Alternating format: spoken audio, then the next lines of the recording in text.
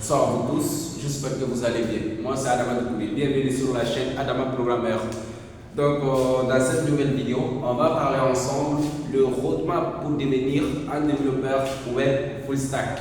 Mais avant ça, un développeur web c'est quoi? C'est qui? Donc un développeur web, c'est lui qui crée les applications web et les sites web pour des utilisateurs. C'est ça le développeur web. Mais comment devenir un développeur web full stack? Donc, dans notre vidéo précédente, on avait parlé, on avait dit qu'on a trois types de développeurs.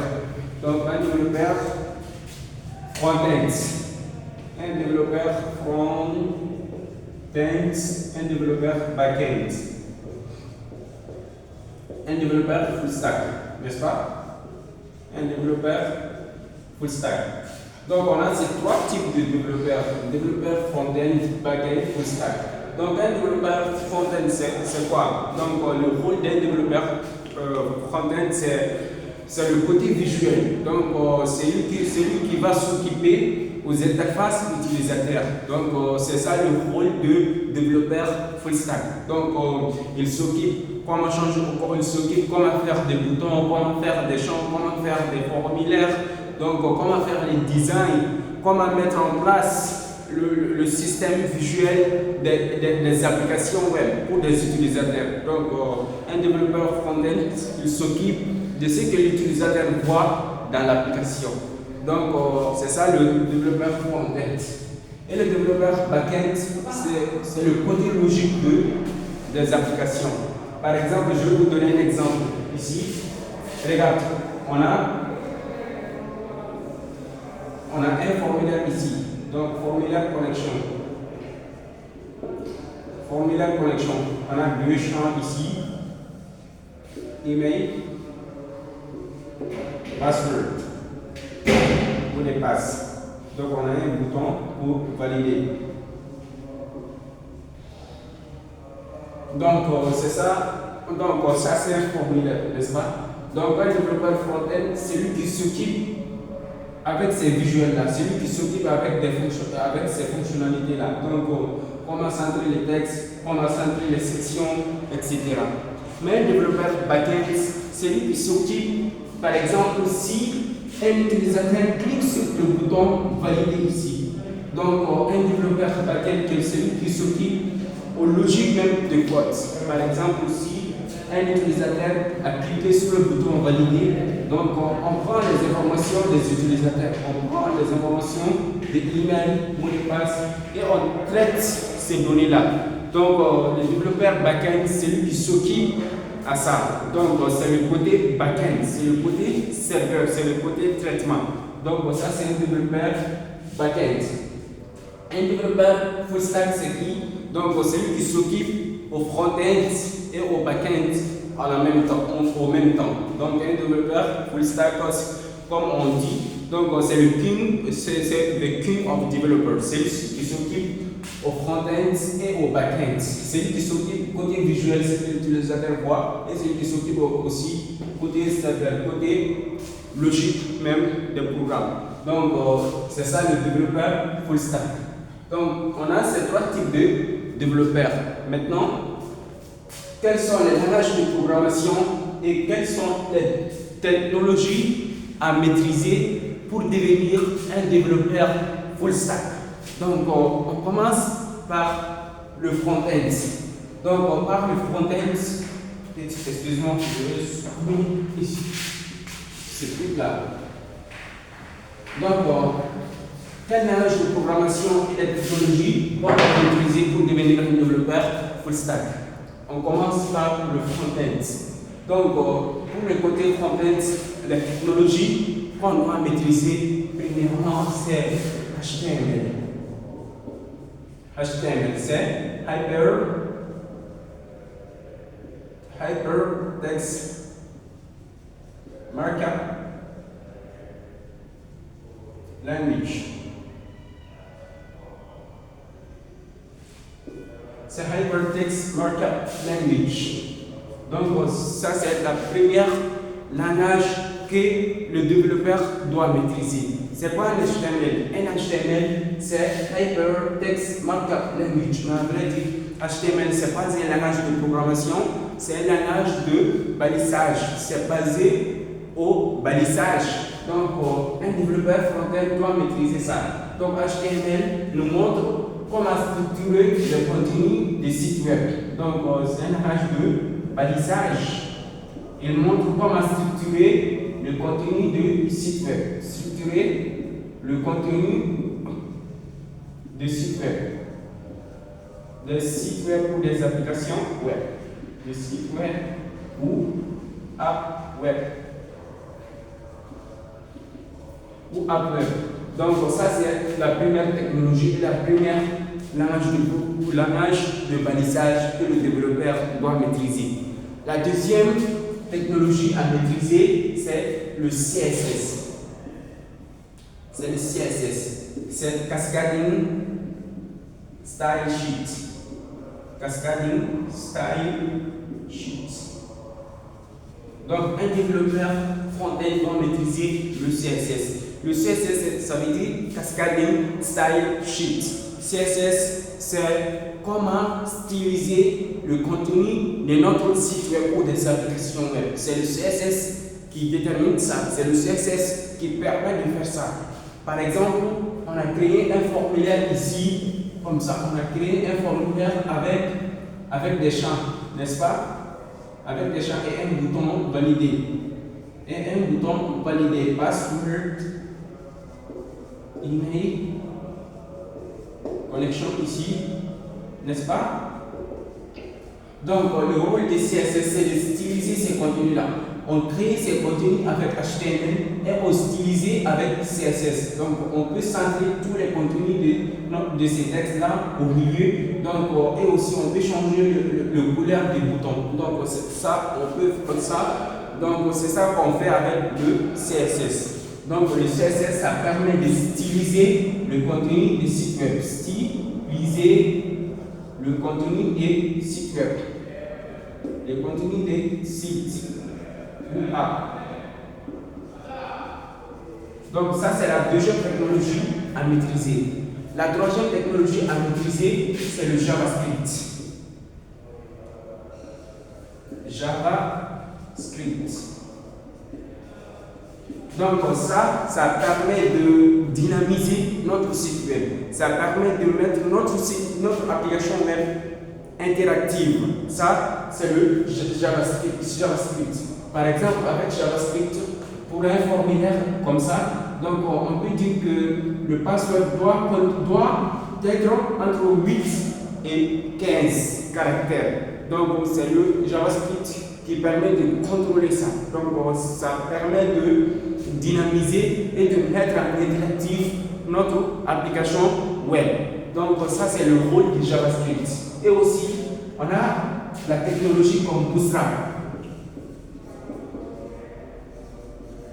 Ça, c'est pour le design. Voilà. Le Bootstrap, c'est le framework du CSS. Ça permet de faire le design des sites, des applications web. C'est un design complet. Donc, c'est un design prêt à utiliser. Donc, on peut utiliser le Bootstrap pour notre application web. C'est un design qui s'est basé sur des classes. Donc, on peut faire le copier-coller les codes pour mettre notre application web en design. Donc, c'est le framework des CSS. Et aussi, on a des technologies comme React pour mettre notre site web en dynamique. Ça, c'est pour l'interface dynamique. On peut utiliser le React.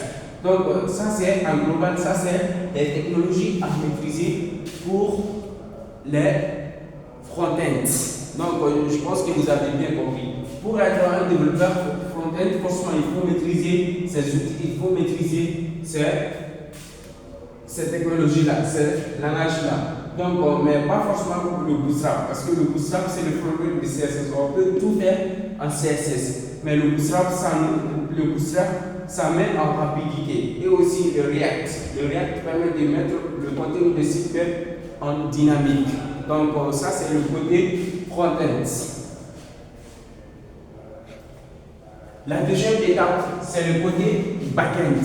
Les technologies et les langages de programmation à maîtriser pour devenir un développeur back-end On commence par la première technologie, la première langue de programmation.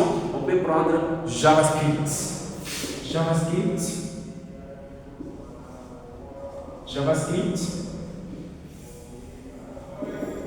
avec Node.js. JavaScript avec Node.js. Donc, JavaScript avec Node.js, ça c'est un langage de programmation. Donc, on peut faire côté logique, côté serveur avec le JavaScript et Node.js. Donc, le Node.js, c'est le JavaScript même. Donc, on peut faire le backend avec le JavaScript. Donc, la deuxième technologie à maîtriser, c'est Python. Python avec Django ou Flask. Django ou Flask. Ça, c'est le framework de Python. Donc, le framework de Python, c'est le Django ou Flask. Donc, on peut faire les applications web dynamiques avec le Django ou Flask. Flask pour les petites applications et Django pour les grosses applications. Donc, c'est ça que j'utilise pour créer les applications web. Python avec Django, c'est ça que j'aime. Et c'est ça que beaucoup de développeurs recommandent aussi. Parce que c'est très facile à maîtriser, c'est très facile à utiliser. Et on a beaucoup d'avantages avec Python avec Django. Par exemple, on a des ORM dedans. Donc, ça nous permet de faciliter les choses. Donc, c'est ça que je recommande aussi et c'est ça que j'utilise pour créer les applications web. Donc, on a Python, Django avec Django ou Flask. Donc, on a la troisième langage de programmation. Langage de programmation, c'est le PHP. Avec Symfony ou Laravel. Symfony ou Laravel. Donc, on a le PHP. Donc, on peut utiliser le PHP pour créer les applications web. Ça, c'est le framework de PHP, Symfony ou Laravel aussi. Mais je n'ai pas des idées avec PHP parce que on fait le PHP, on a le PHP dans notre programme, mais on n'a pas commencé d'abord. Donc, je n'ai pas des idées au PHP, mais quand même, on peut faire les applications web avec PHP. On peut faire les applications web avec PHP, Symfony ou Laravel. Ça, c'est le 2 framework de langage PHP. Et on a un autre langage de programmation, c'est Java. C'est le Java avec Spring Boot.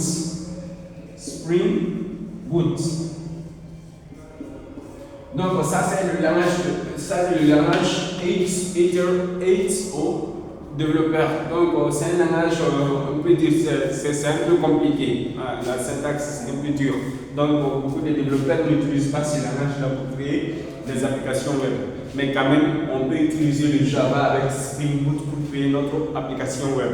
Donc ça c'est 4 technologies, 4 langages de programmation. Mais attention, pas forcément qu'on maîtrise tous ces 4 langages de programmation. Ça c'est pas nécessaire, ça c'est pas une obligation. On peut prendre un seul langage de programmation parmi ces 4 langages de programmation pour créer les applications web. Donc, on peut prendre le JavaScript avec Node.js, on peut prendre Python avec Django, on peut prendre PHP avec Symfony ou Java avec Spring Boot. Pas forcément les 4 langages de programmation. Donc, pour moi, quand même, ce que je recommande et ce que j'utilise pour créer des applications web, c'est le Python avec Django. Donc, il y a beaucoup d'avantages et beaucoup de développeurs aussi disent et recommandent aussi pour les débutants. C'est ça que j'utilise aussi pour créer des applications web. Donc, ça, c'est le langage de programmation pour le côté back-end. Donc, on a troisième étape, la base des données.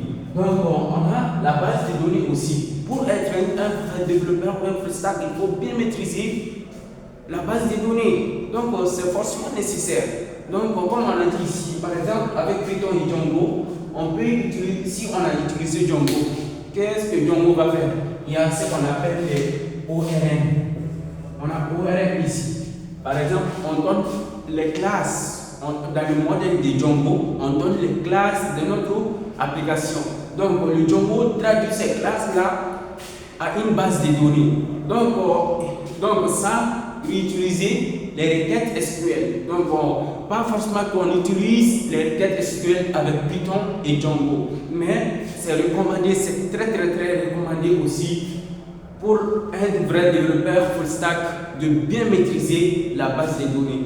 Donc pour la base des données aussi, on a deux choses. On a ce qu'on appelle SQL et non SQL. Et non SQL. Pour SQL aussi, on a 3 ou 4 SGBD. Donc on utilise ici SGBD, système de gestion des bases de données. Système de gestion de base de données. Base de données. Donc on a un système de gestion des bases de données dans le SQL. Mais SQL, ça veut dire quoi? C'est le Structure Query Language. Donc avec SQL, on a un SGBD qu'on peut utiliser. Donc la première c'est MySQL. MySQL. Donc on peut utiliser MySQL pour créer les applications web. Par exemple, on a dit que moi j'ai déjà pris un exemple ici. Donc si l'utilisateur a donné ces informations comme email et mot de passe, il faut qu'on enregistre ces informations-là pour les traiter. Si on n'a pas enregistré, comment on peut traiter? Non, on ne peut pas traiter. Donc, lors de l'inscription, par exemple ici, c'est lors des connexions, n'est-ce pas?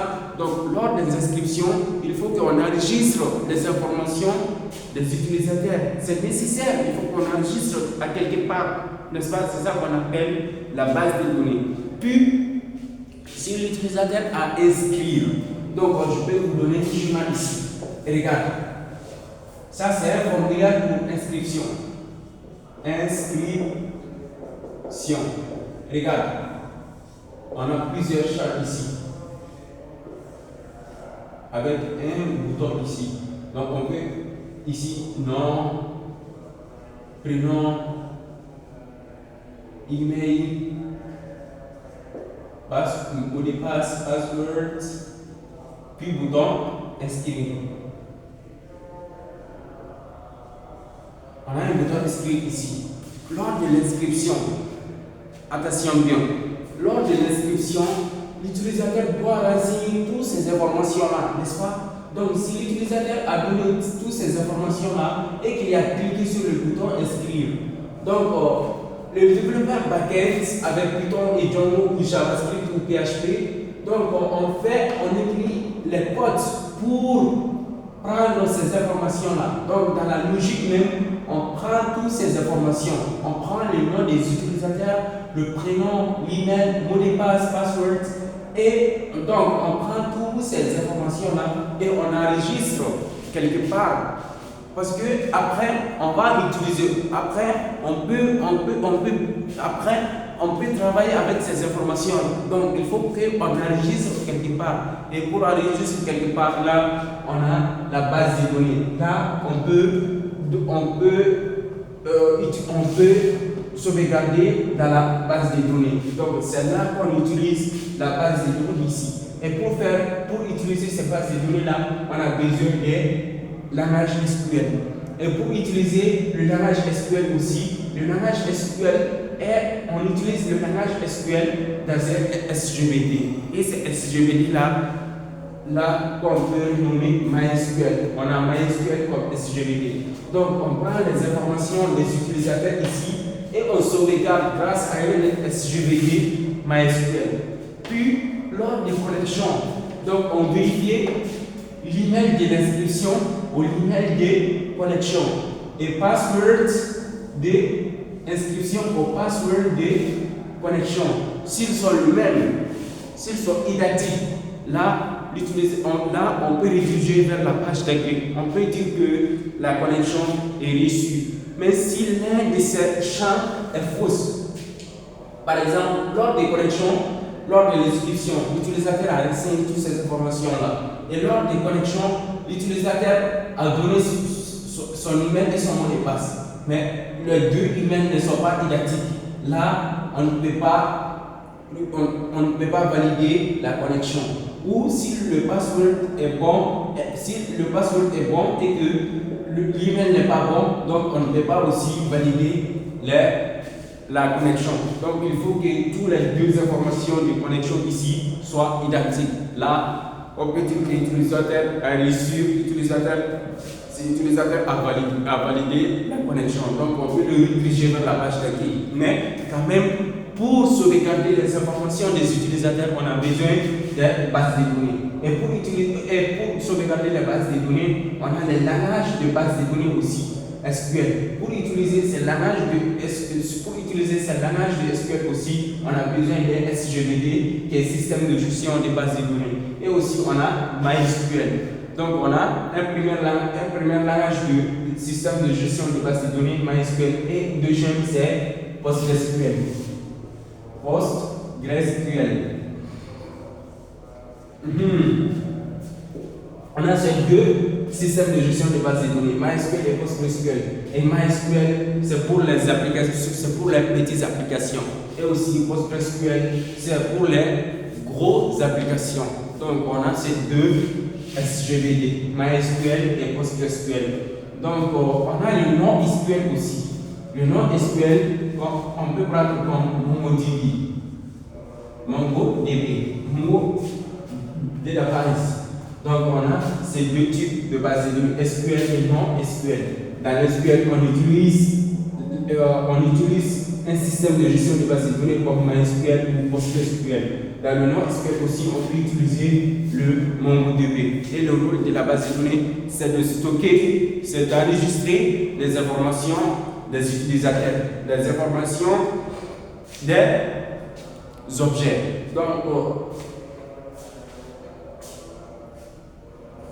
Donc, je pense que vous avez bien compris. Donc, on a ces trois types. On a le front-end, le back-end, la base de données. Donc, la quatrième chose, on peut dire versionnage ou autre technologie. On peut le nommer comme ça. Autre technologie à maîtriser. Donc, pour devenir un développeur back-end, donc, on peut prendre le Git et GitHub. Git et GitHub. Donc on peut prendre le Git et GitHub. C'est pas le Git et GitHub et le rôle même de Git et GitHub. Par exemple, on a un projet, n'est-ce pas? On a un projet dans notre ordinateur. Donc on a fait ce projet-là dans notre ordinateur, n'est-ce pas? Donc il faut qu'on cherche quelque part à sauvegarder ce projet-là. Par exemple, si le projet reste sur notre ordinateur peut se perdre, les disques peuvent se perdre, donc le projet même peut se supprimer sur ordinateur. Donc on a besoin d'un lieu, on a besoin d'une place pour sauvegarder les projets. C'est là qu'on utilise le Git et GitHub. Le Git c'est basé aux commandes et le GitHub c'est une plateforme pour sauvegarder les projets, pour sauvegarder les codes. Si on a sauvegardé, on peut accéder à tout le moment. On peut le mettre en mode privé ou public, ça dépend de votre besoin. Et aussi, grâce à Git ou GitHub aussi, donc on peut faire la collaboration. Par exemple, on a les gros projets. Donc, par exemple, moi je suis là et les restes de mes camarades, ils sont en quelque part. Donc, on peut faire le projet sans déplacer. On peut faire le projet autant que nous sommes. Donc, autant que nous sommes. Je suis au Mali ici, donc je fais mon projet, je fais mon code et mes camarades ils font leur code. Donc, grâce au Git et GitHub, on peut regrouper tous ces codes-là, on peut regrouper tous ces projets-là. Donc, ça permet de faciliter la collaboration entre les développeurs. C'est ça le rôle et l'avantage du Git et GitHub. Donc, on a autre technologie aussi. Il faut maîtriser les API ou Application Programming Interface. Application Programming Interface. Il faut maîtriser les API aussi. Il faut bien maîtriser les API, Application Programming Interface. Moi, j'ai déjà fait une vidéo sur API. Donc, un exemple courant avec le service Orange Money. Donc, j'ai déjà fait un exemple des API. Donc, comment les API fonctionnent. J'ai déjà fait un exemple sur ça avec mes vidéos précédentes. Vous pouvez le consulter. Donc, c'est dans la chaîne Adama Programming, dans ma chaîne YouTube. Donc, vous pouvez le consulter. Donc, on a cette technologie pour bien être le développeur web full stack. Donc, on a plusieurs technologies. Ça, c'est pas tout. Il faut maîtriser le DevOps pour déployer ton projet. Donc, on a plusieurs technologies. Mais les technologies de base, ce sont ces trucs-là. Donc aussi, on a besoin d'un éditeur de texte. Ça, c'est la base. Ça, c'est nécessaire. Il faut bien utiliser l'éditeur de texte comme VS Code et aussi les environnements, etc. Donc, avec ça, on peut dire que nous sommes les développeurs full stack. Donc, moi, ce que je recommande parmi ça, on peut prendre toutes ces technologies pour le front-end et aussi le back-end. On peut prendre un langage de programmation ici. On peut prendre un langage de programmation, pas forcément tous ces quatre langages de programmation. On peut prendre le Python avec Django pour notre projet. Parce que si on voit que ce langage de programmation est bien pour nos besoins, on peut prendre le Python avec Django. Et aussi, pour la base de données, on ne doit pas utiliser tous ces deux systèmes de gestion des bases de données. Donc, on peut prendre, par exemple, PostgreSQL ou MySQL pour notre projet. Et aussi, on peut utiliser le Git et GitHub pour sauvegarder notre code, pour sauvegarder le projet et aussi pour faciliter la collaboration. Et on peut utiliser les API aussi si on a besoin. Donc, c'est ça les technologies maîtriser pour devenir un développeur web full stack. Et aussi, merci beaucoup pour une autre nouvelle vidéo. Moi, c'est Adama Toukouré. Donc, je suis développeur web full stack, et je suis étudiant aussi à l'Université du Sahel. Et merci beaucoup pour une autre nouvelle vidéo. N'hésitez pas à vous abonner, de liker aussi, de partager. Et merci beaucoup.